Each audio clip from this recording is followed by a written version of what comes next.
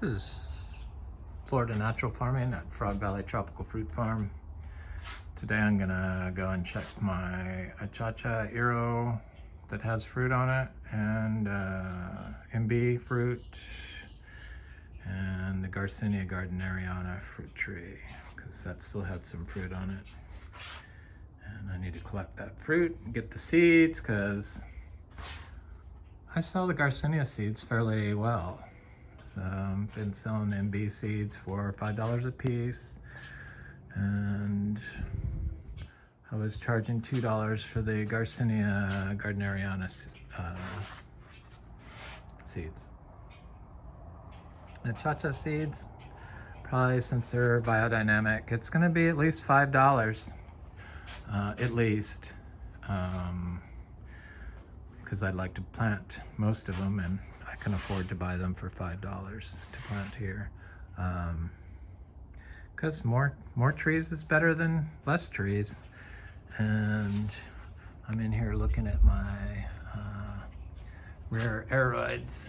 This is a philodendron patriciae that I cut up, and it's finally sending out some new growth. Yay! It's a import from Ecuador. It was a philodendron heterocrospidon AFF, and I just cut it, and it started sending out new growth. It was just sitting in suspended animation. This is philodendron heterocrospidon, import from Ecuador, that I'm thinking about doing the same thing too, just to get it stimulated. It seems to do the trick when these plants just sit there and don't do anything. I'm in love with these philodendron, what is it?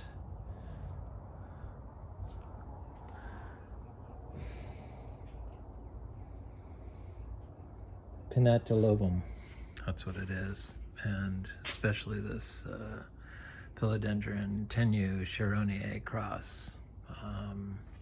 This is that philodendron giganteum that I bought from Ecuador, USA, and then planted out in the orchard floor on a palm tree that was like slowly dying. So I moved it back in here, and as soon as I moved it back in here and put it in some water and some compost, it put off a new leaf, so it's looking good.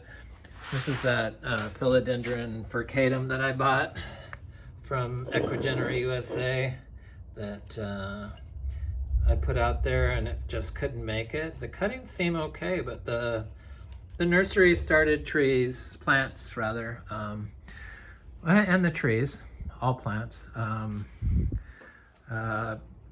just don't thrive. And it's the same thing going on with our human health when we're eating those plants that don't thrive. They're loaded with chemicals, pesticides, heavy metals that are antagonists and cause disease and illness in people. And for sure, that's what's going on with our food system.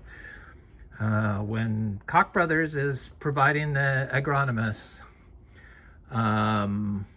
it's never a good thing. Those are chemical companies that have invaded our food and health systems. And chemicals are full of heavy metals, just so you know, and various other toxins that when you're using them to grow plants,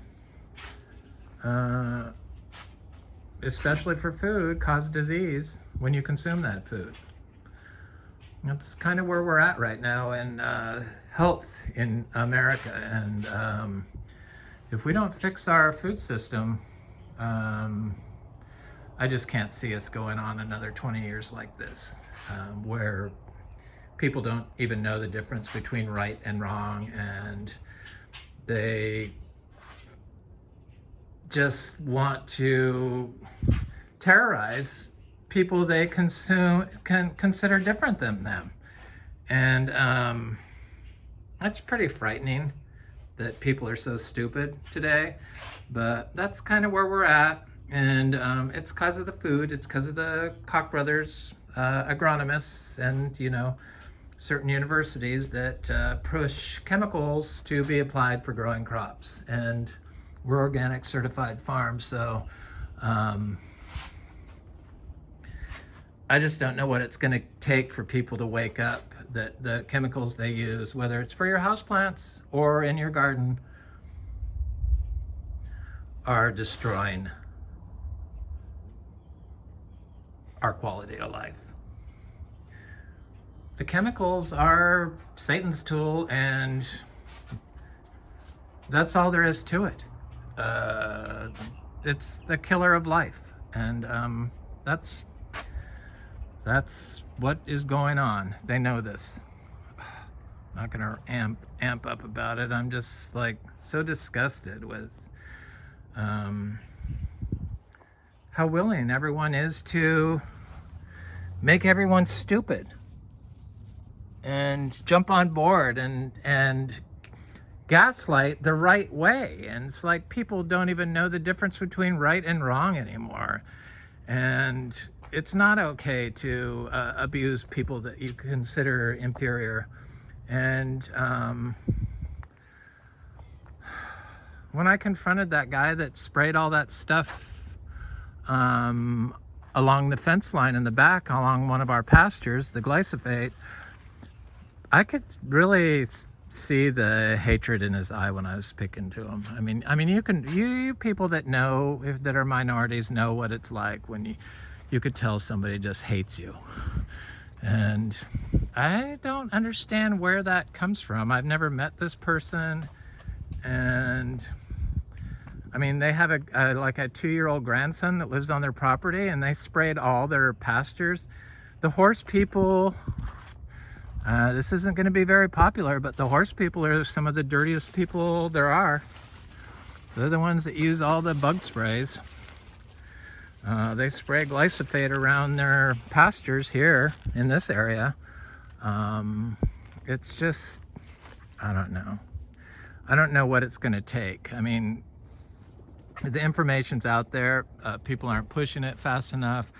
We have been destroying our earth with these chemicals, and that's kind of where we're at. And with our mental health, we've been eating them. 15 pounds of chemicals per person is the average consumption of chemicals. And there's a bunch of Achacha fruit on this tree. I can really see it now that it's big. It's kind of hanging everywhere. There's probably 80 fruit on here, on this tree. Seems like the entire tree is covered with little fruits and fruitlets here and there. It's quite exciting. I already picked one that was yellow. I picked it early, but I wanted to get it, and I got it and I ate it and I liked it. It's one of my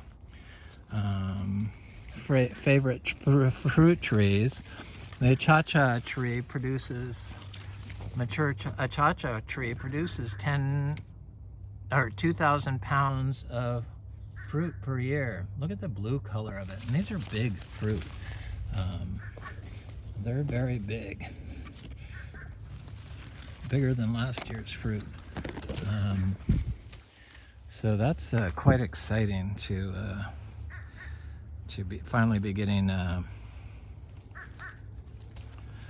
a nice crop of Achachas off at least one of our trees. We have about 400 Achacha trees, mostly seed grown of varying sizes, because I had to collect the seeds. It was really hard to get the amount of seeds I needed from just one source. I had to go to everyone, and it was a years-long process just to get that many seeds. Last year they started selling fruit on some of these stores that was fairly reasonable for Achacha, and all the seeds sprouted. So I'm sure we have more like 700 Achachas because of those seeds. But I think I got 300 seeds from. I bought some fruit and it was all bad. So they refunded my money and I kept the fruit. I planted all the seeds. I shouldn't have had to pay for it. I was buying fresh fruit. That's the whole problem. So things are looking good. I'm glad that these encephalitis are finally popping up above the weeds. So people have issues with these weeds, the grass, and we don't water here, so it's a totally natural dry farm system. Pretty much all we do is add manure inputs in small amounts every day, year round. That's basically the crutch of it. And I move carbon. I move these palm leaves around when they fall off, and I leave all the carbon. And I chop and drop pepper trees, and I stay off the system. That's the key, is staying off the system. So I've been planting like seeds and stuff, thousands of seeds.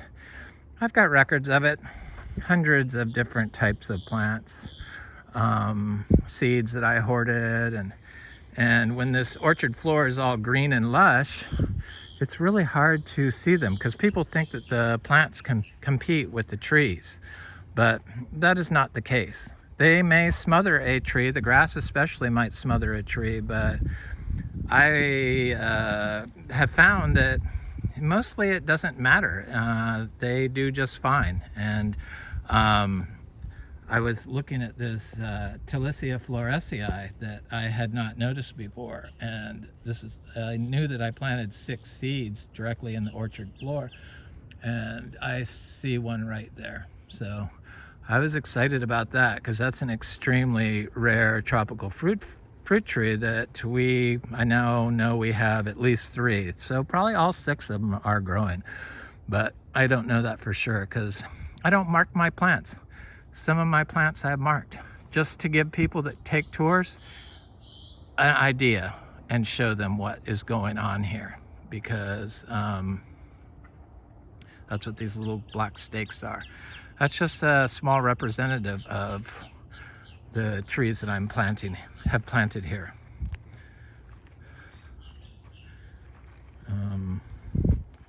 Little citrus and MBs and star apples and plenty of edulous and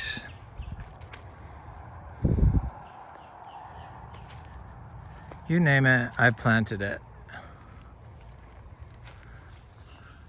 out here. I know that I had plenty of edulous there. I see it. It's rabbits got it, but it's come back. So all these weeds, this is a built-in water harvesting system from the dew that comes at night here in Florida. So when it's not raining, these grasses, with the help of the fungi, harvest water, trap the water, and deliver it to the roots of the plants. That has to be what's going on. People want to clear all the living grass, the roots, and put wood chips down, but you want the carbon in the soil, not on top of the soil only. You want it in the soil, and the living roots put the carbon in the soil. The carbon holds 8 times its weight in water. So you have water in your soil when you have green grass and green weeds. So that's because of the moisture in the air. We've started getting a little bit of rain, so it's gotten better. I know that the fungi are responsible for storing that water and delivering it to the trees. Fixing compaction and numerous other benefits, nutrient delivery, all kinds of stuff. But when you're using chemicals, you don't have that biogenic network going on with the plants and the fungi.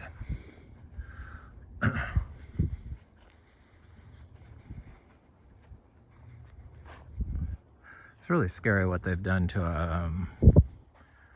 our people, the chemical polluters.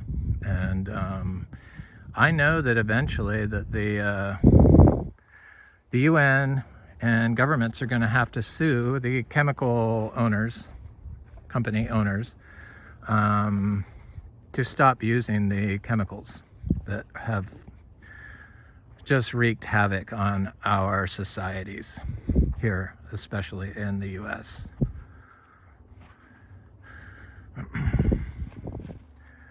I mean, never in my life have I seen such insanity from people. And it scares me.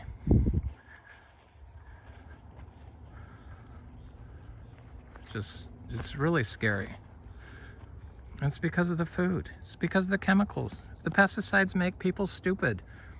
And then sociopaths control them. Obviously, it's not that hard.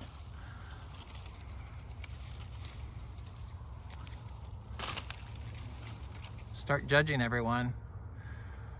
Picking on people that are different than you. I mean, it's so basic. It's pathetic that it's like Satan's tool, definitely. These chemical companies. So there's a lot of fruit, different sizes on this tree, and I've picked a lot of fruit, and some of the fruit has fallen on the ground. So the fruit is okay. I mean, it's not my favorite Garcinia fruit, but I like it. I've planted more of them, the seeds, but it's not my top. It's not a top tier Garcinia fruit. It's the best lemon drop mangosteen, but I would plant it. I do plant it, but there's just not enough meat on it.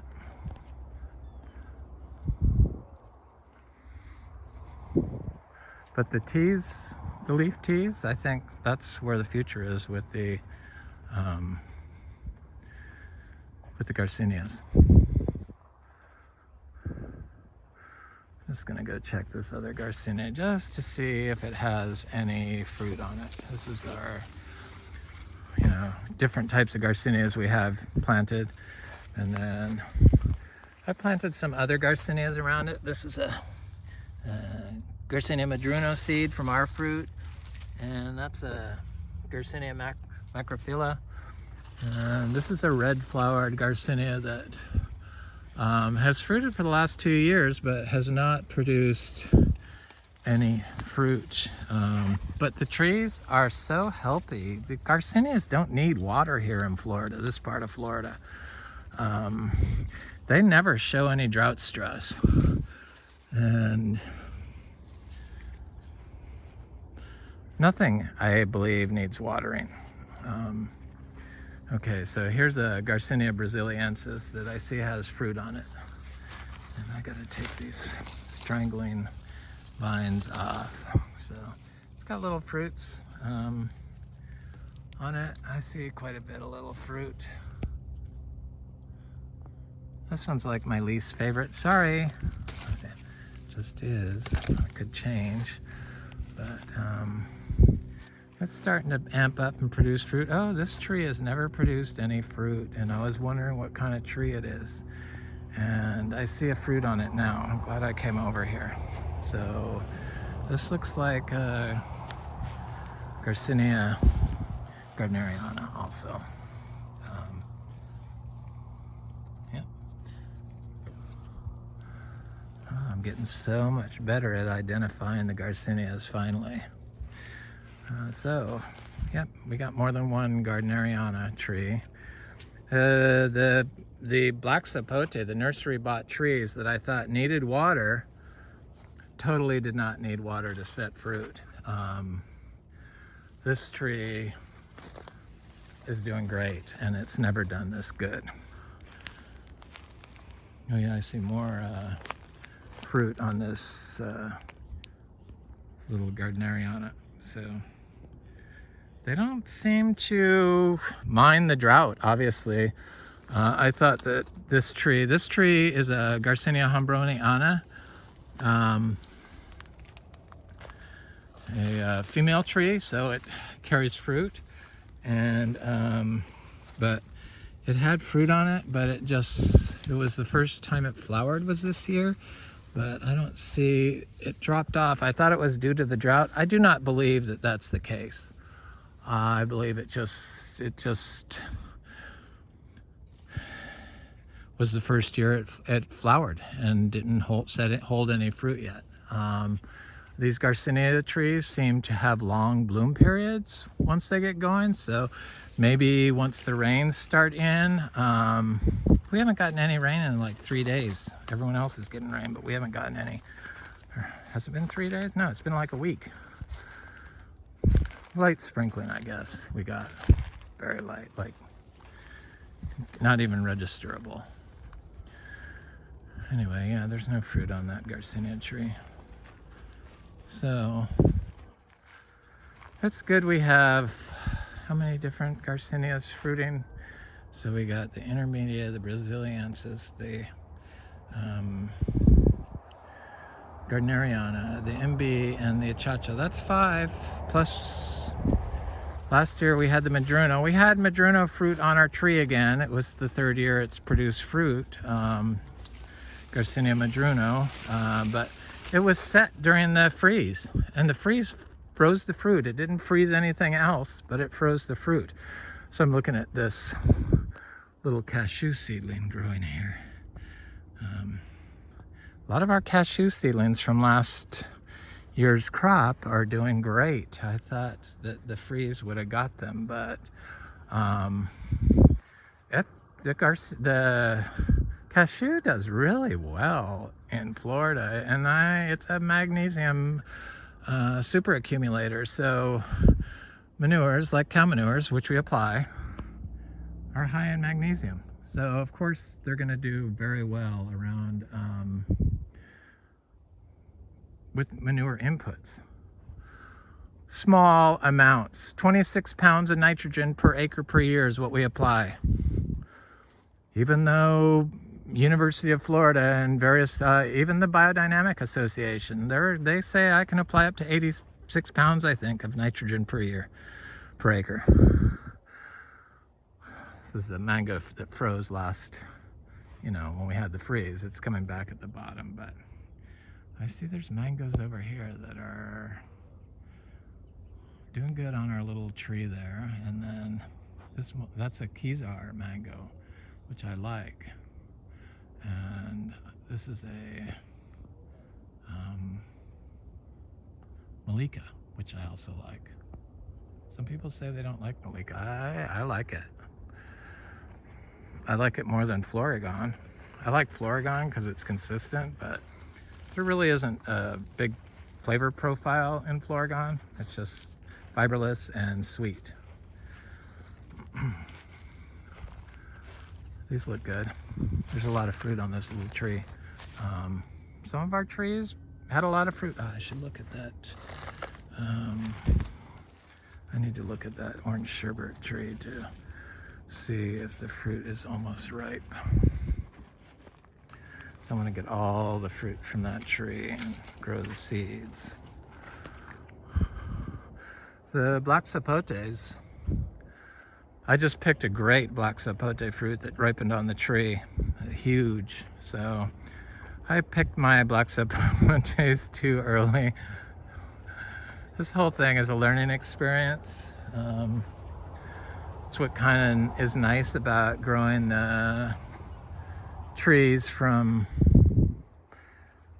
seed, a lot of them, because you kind of aren't hit with hundreds of pounds of fruit the first year that you could pick early. At least I had enough sense to give the fruit away to my friends. Sorry, people. I didn't do it on purpose. Come on, Bunny, I'm gonna walk that way. You need to, there you go.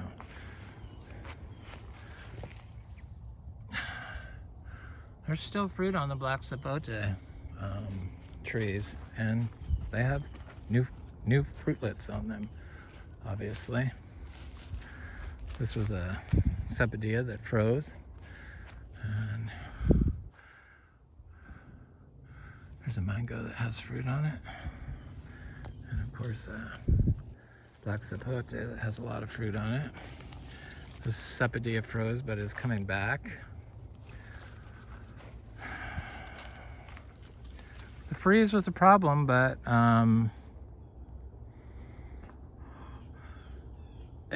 we have so many trees that it's and they're spread out all over the place that we can take a hit like that and not get so upset. Hopefully that was it for the freeze for another 10 years. I'd never experienced in that 13 years or whatever I've been here, but living here for 10 years every day, but I didn't like it. I didn't like it. It got some of my favorite trees, mango trees, a lot of the sugarloaf. Oh yeah, this isn't ready. Are people stealing my fruit? No. Okay. Here's the orange sherbet. She looks good. They're not ready yet. Might as well go over there by that.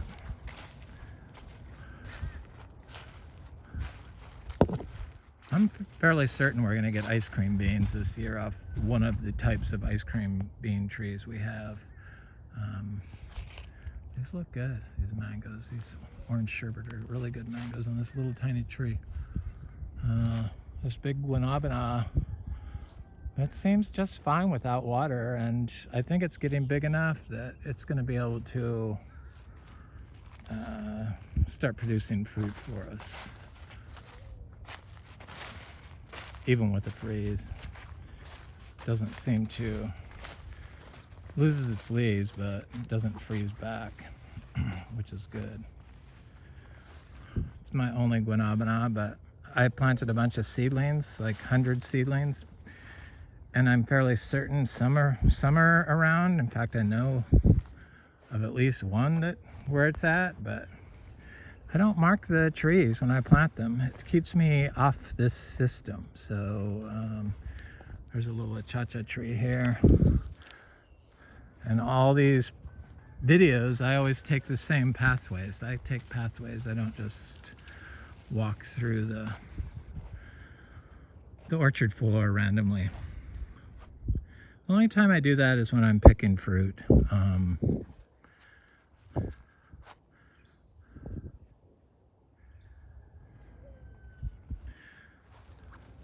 Achacha tree. This blue kale is gonna make it if it gets some water. It's like last 2 years, the dinosaur kale, but it wants some water. It wants to be watered regularly. Okay, so now I'm working my way to the MB tree, right? That has fruit. We have quite a few MB trees, and I'm gonna plant a bunch more of this seeds from this tree. I think last year I planted 20 seeds. This year I'm going to plant, I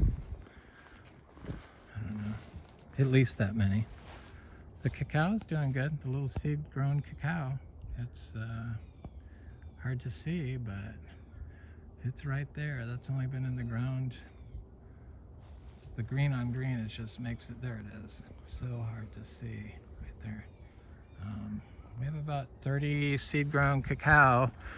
A lot of them are from trees that I've fruited outside, and then I have the Trinitoral, you know, the big red one, seed-grown, that are like a year old. That's what I just showed you. Dry farmed, and they produce and fruit in 5 years without giving them any water. I find that fascinating. It still fascinates me that I'm able to do that. It doesn't seem like too many people are interested in growing chocolate trees, you know, cacao outside, dry farmed in Florida, but surely one of the people that watches the videos is gonna try it too. It's easy. I buy seeds from Montoso Gardens in Puerto Rico. Fresh fruit. Fresh fruit. You have to get fresh fruit for cacao. And then I start them in my compost. This year I just got the fruit off our trees that fruited. One of our cacaos fruited 5 years from seed, or 6 years, I guess. And dry farmed. And the seeds were viable. They're a little tree I've shown in my videos, and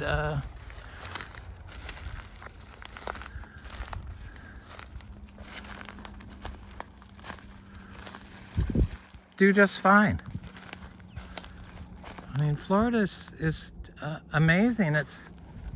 People are just trying to destroy it, and I don't know, I keep screaming about it, but it doesn't seem to, nobody seems to care. Oh, well, I need to use copper, and I need to use this, and I use Osmocote. I do permaculture with glyphosate. It's like, oh, please.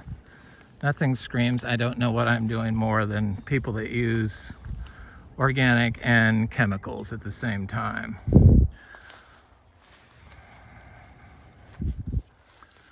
Oh yeah, look at this tree. Ta-da! It's like, hello. She's like Christmas. Look at all that fruit. This tree is covered. Last year it was covered. I sold a bunch of fruit on it last year. I'm not into selling fruit. If you're in Florida and you're near here, I could sell you fruit, but I'm selling seeds. I sell seeds. That's what I want to do. That's the easy thing. Seeds and leaves, freeze-dried leaves. I got a freeze dryer, so I'm going to start freeze drying the fruit and selling freeze-dried leaves. Biodynamic, rare fruit tree leaves. That fruit's huge.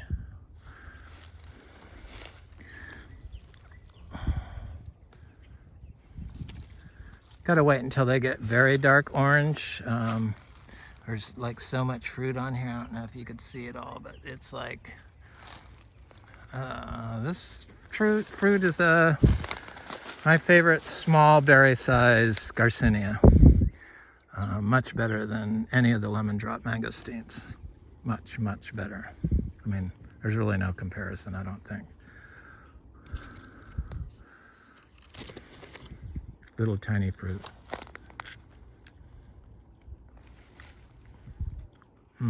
They're so good. You eat the skin and all on these. They're excellent. They're like little orange cherries. Except they're $5 each. Some are $10 and $15 each. The big ones have more seeds in them. And supposedly the hermaphrodite trees, which is what this is, produces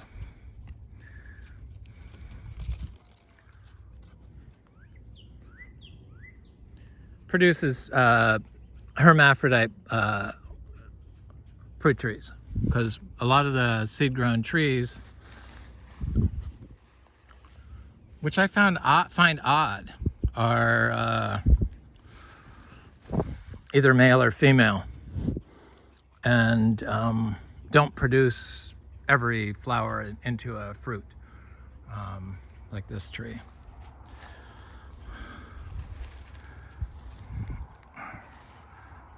So there's a little tiny little bit of fruit.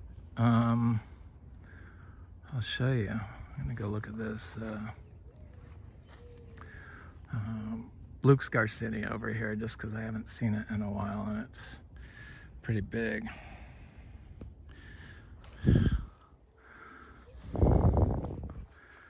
Okay, so this is 5, 10, 15, 20, 25, 30, 35. I have one in my pocket. $40 worth of fruit if they only have one seed. I think some might have more than one. I love it. Oh yeah, this Luke's Garcinia is getting big. 4 feet. Branched. Dry farmed. We got 100 Luke's Garcinias, all seed grown. Nothing like getting the seeds from the discoverer of the tree. So it looks like it's not suffering at all. It looks like it's got a little drought issue there, but it looks okay. I think maybe next year we might have fruit off that. That would be nice. Next year or the following year. At least I'll have 1 or 2 of them. That's what happens when you start a fruit farm. It takes time. This is our 6th year, so we're finally starting to reap the rewards of a 6-year-old tropical fruit farm.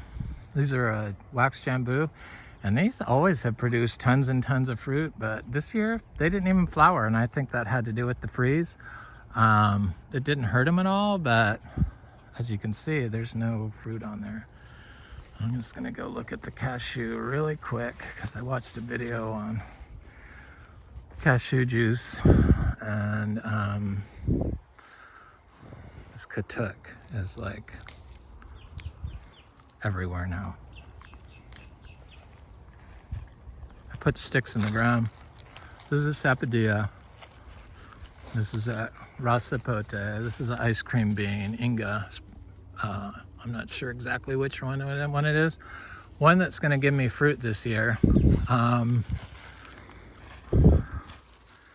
It's been flowering for 3 years, but I know it takes a while for them to actually set fruit. So, and I think the 6th year is about when they do it. At least that's what my original sugar apples. We have so many sugar apples on our trees this year. And they look really nice. Healthy, big, fat sugar apples. Oh. Mangoes without fruit. Mangoes without fruit. But at least it's a big sugar loaf. And look at, see, because we got that freeze, so it's almost like the entire thing was tip pruned. And look at all those buds coming up. Like it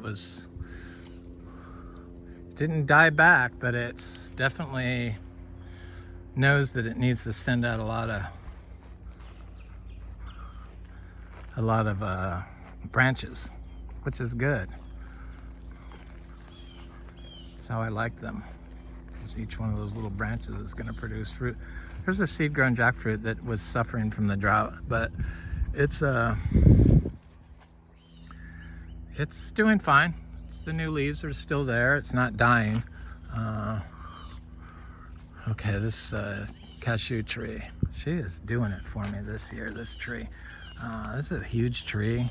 And last year we got a bunch of fruit off of it. And I have a bunch of seedlings. But this year we're getting like hundreds of fruit. Okay. Oh, big cashew farm here. Eventually I can see, because I mean this thing started producing 2 years after I planted it, and it wasn't very big, and it's never been watered, never been connected to water, and it managed the freeze just fine and was flowering during that time, and now it's like loaded with fruit, and that fruit probably is going to be ripe within 2 weeks. That's what happens with the cashew. It ripens right up, fattens right up, and then keeps blooming and keeps fruiting till about October. Like every month you get a crop. I think it's like every 4 weeks. That's truly amazing, and the juice is spectacular. And if I get enough nuts, I will roast them, some of them. But I'm gonna probably grow most of them out. Anyway, this is Frog Valley Tropical Fruit Farm. This is Florida Natural Farming, Biodynamic Certified Regenerative Farm System, Florida. Have a good day.